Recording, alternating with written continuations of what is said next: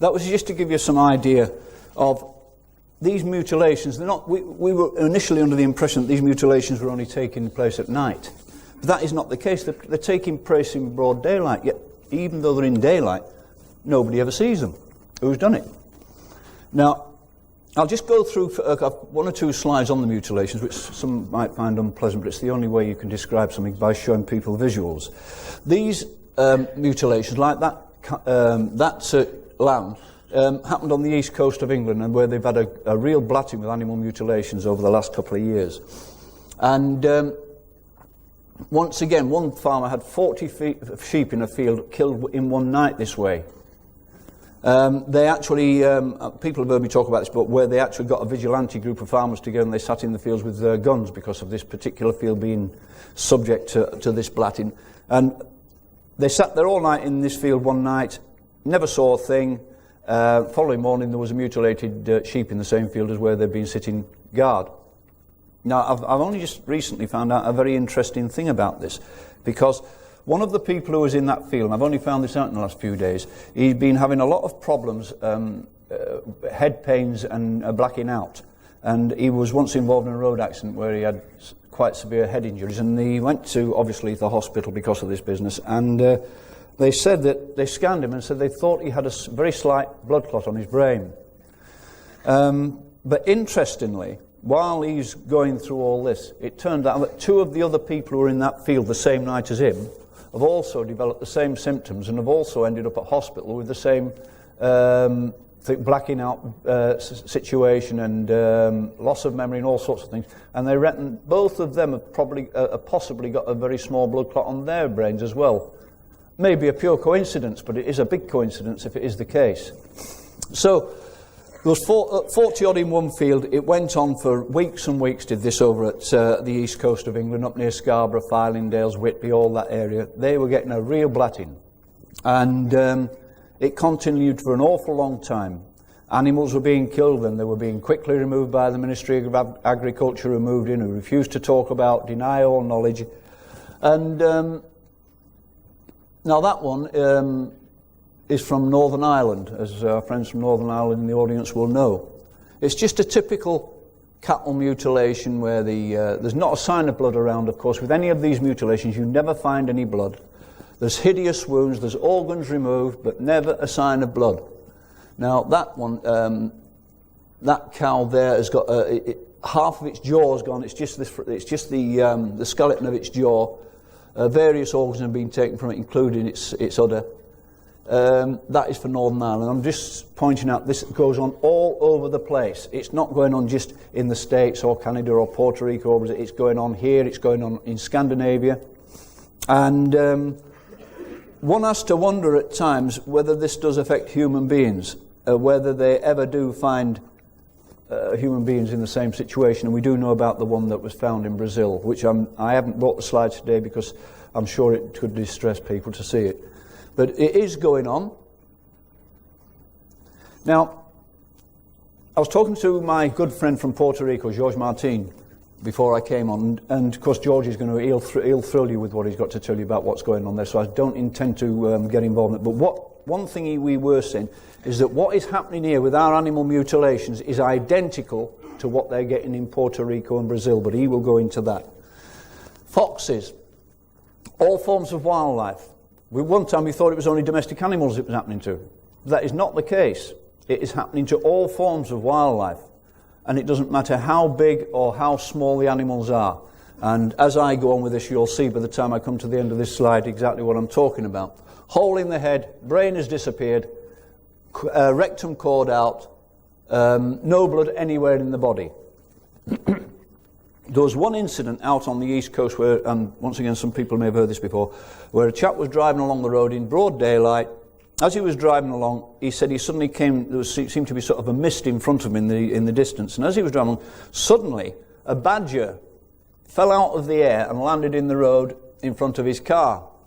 Of course, he jumped on his brakes violently. He said he did catch the badger with the car, but he didn't hit it hard because it dropped a few feet in front of him and he jumped on his brakes. When he got out, the badger was still kicking, but it had a hole in its head, just the same as this fox had. And unfortunately, the badger died very, very shortly afterwards. But this thing fell out of the air.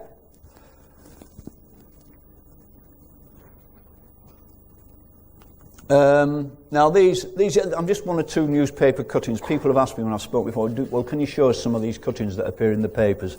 That was about mutilations which were coming down in North Wales. They were getting sheep mutilated down in North Wales, and that was just an article that appeared in one of the local newspapers relating to these sheep.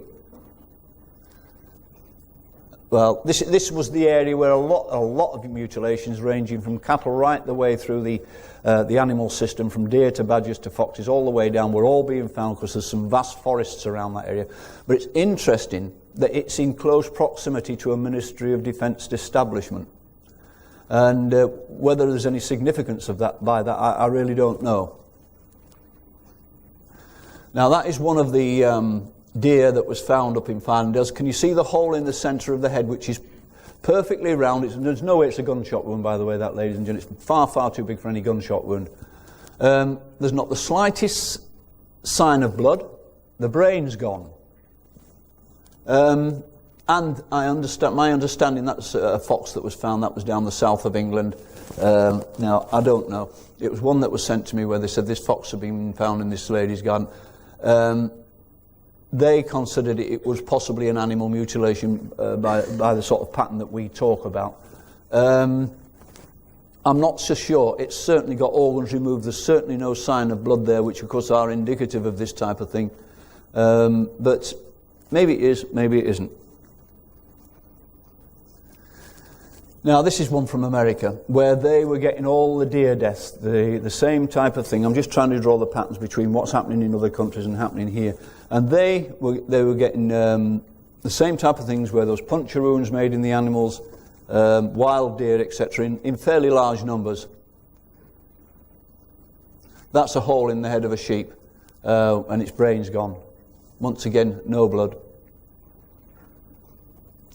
This one was, it's just a drawing. It was a drawing and a statement somebody sent to me, and it was down in Wiltshire, near the White Horse monument on the hillside. They actually found a mutilated white horse at the foot of that hill, and they said it had been mutilated in the standard pattern of animal mutilation. But apparently the authorities quickly moved in and removed the carcass of the horse, and then nobody could find anything more about it. And so that was going on at the time when they had the Operation Blackbird, monitoring the corn formations when they were appearing. You might be, just to throw another one in here, once again some of you probably know that there's just been what would appear to be a relatively big breakthrough in this corn formation business.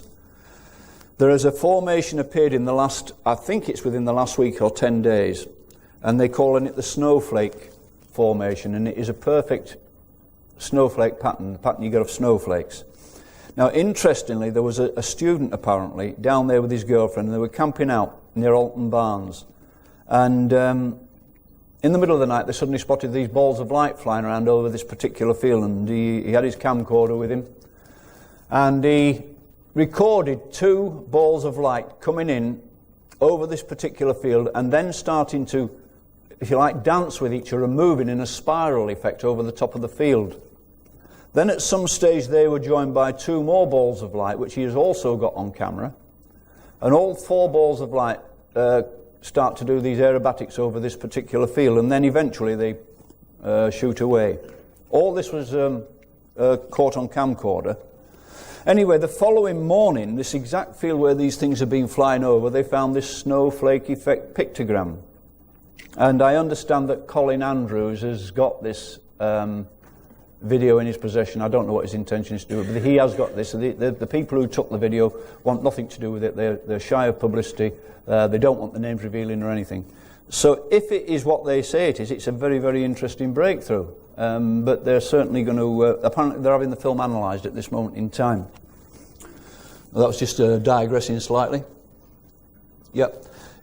People who've heard me talk before will have heard me talk of all the seals which were being found minus their heads up in the Orkney Islands and those areas, where these bodies of seals were being washed up onto the beaches, and they all had their heads, well, we say they were being washed up, they were being found dead on the beaches in quite large numbers.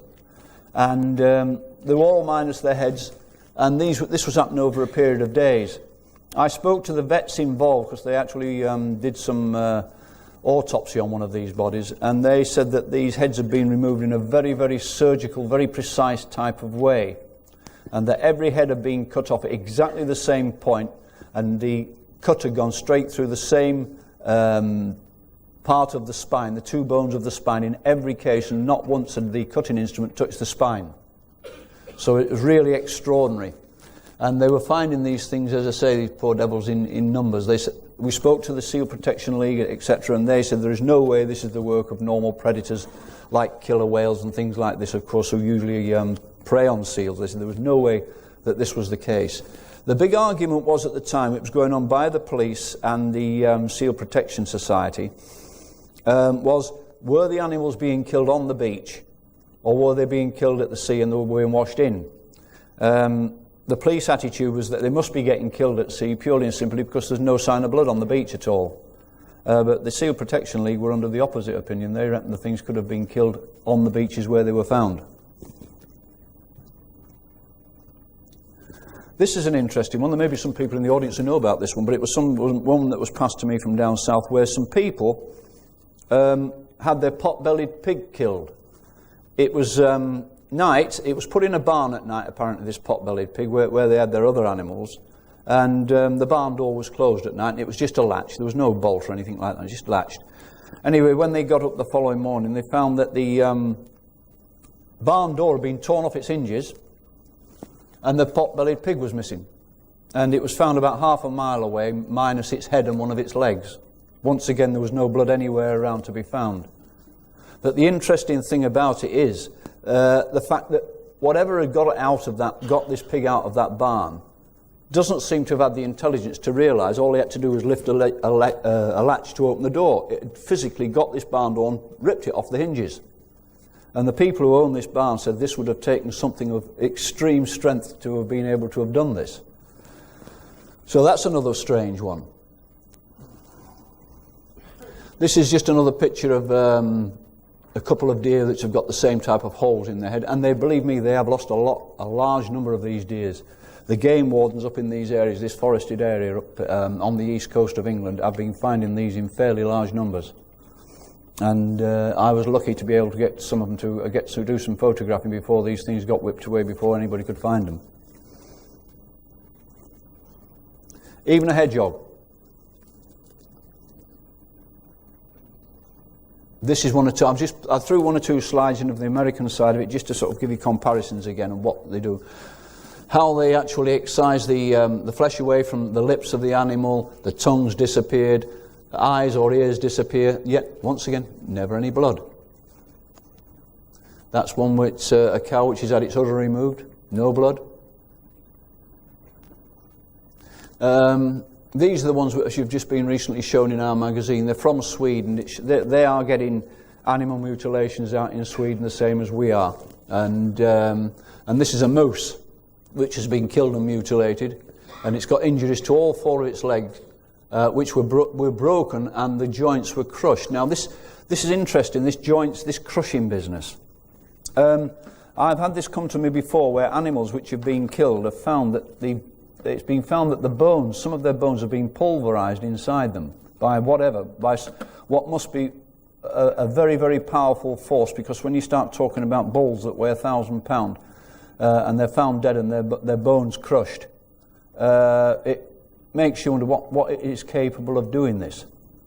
And that brings me back to the case of the Captain Mantell case, where the pilot went up with an aircraft to intercept a UFO and was lost. They eventually found the aircraft crashed about 100 miles away, and the aircraft had come down to ground. The way it had come down on the ground was totally contrary to the way it should have come down. It didn't come down nose first. It was a nose-heavy aircraft. It didn't come down nose-heavy. It came down flat, like as if it just flopped down into the ground. But the reason I mention this is because when they got the pilot from the plane, it turned out that every bone in his body had been crushed.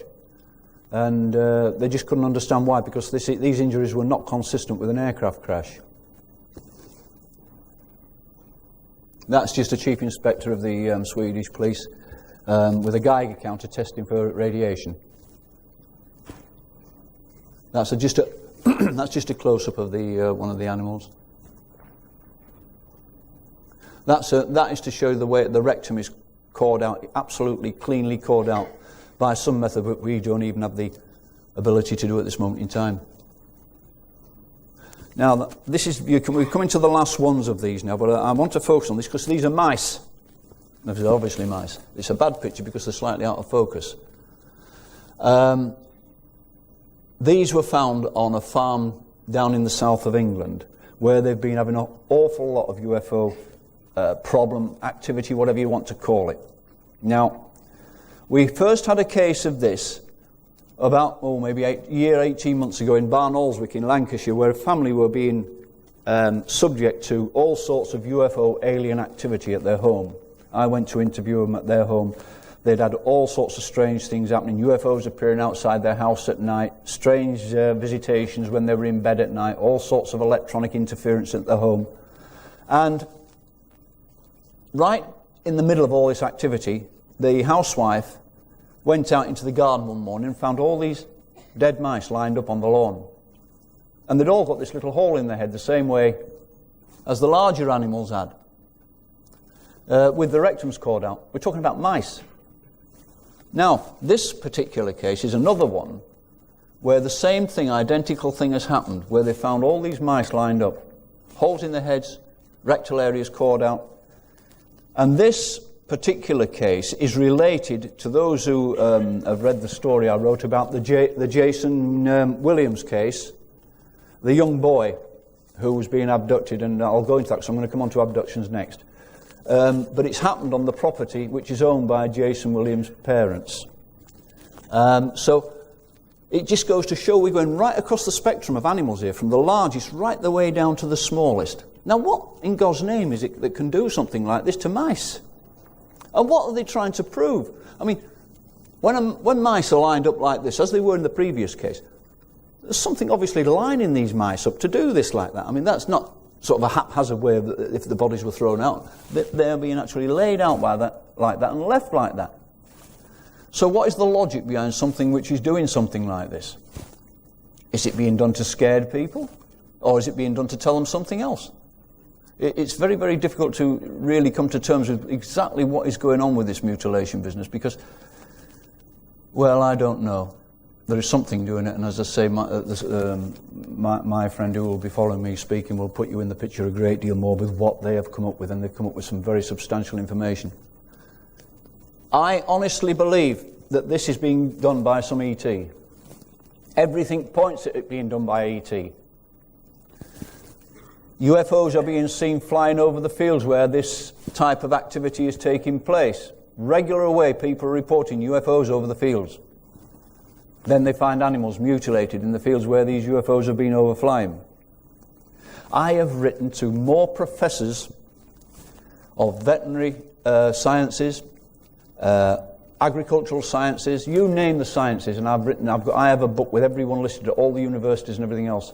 I've written letters by the dozen about this to them, explaining, sometimes putting photographs in envelopes from city. Not once in all the letters I have written have I ever had an answer. Never once. That has got to say something in itself.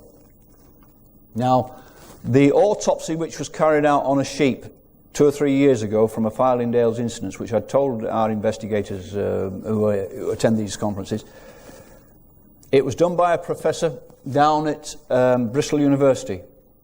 He came up with a 40-page document at the end of it, but which basically told, it was being read out to me, the results of this autopsy on the telephone, because the person who had this autopsy done had just received the report. And he was reading it. He says, you aren't going to believe what this report is saying. And he was reading it out over the telephone to me, and I've actually got this recorded. I haven't got it here with me. I've got it at home on an audio recording, because I tend to tape some conversations. And the first thing he said on it was that this animal was radioactive. And the second thing of any significance that came out over the telephone to me was that there's something had happened to this animal which had totally altered its genetic structure. The cells in its body had been altered. They were not the same. Some sort of reversing polarity, if you like. It was at that time when he was reading these things out to me over the telephone that he had a visit at his front door, and some authorities arrived at his front door with a warrant to search his premises and confiscated everything he got, including that report he was reading out to me. They took the lot. And they said it was under the national security heading. That is why it was not in our interest to know this kind of information. So we went back, or he did, went back to this professor who'd done the original report and says, look, can we have a duplicate of this report? And by this time, this professor had been got at. He said, look, there is no way I am going to give you another report. He said, if anybody asks me, he said, I will deny that I ever gave you the first one. And he said, I wish I'd never got mixed up in this business. He said, I value my family and my job too much to get any more involvement. He says, so I don't want anything else to do with you. These are what the things that are going on. That's just another one of the mice. That is a bad photograph. They took a photograph, they were on the phone to me and said, look, with these mice, we've got these mice with all these. I said, look, for God's sake, get me some photographs so we can show the detail of what exactly is happening.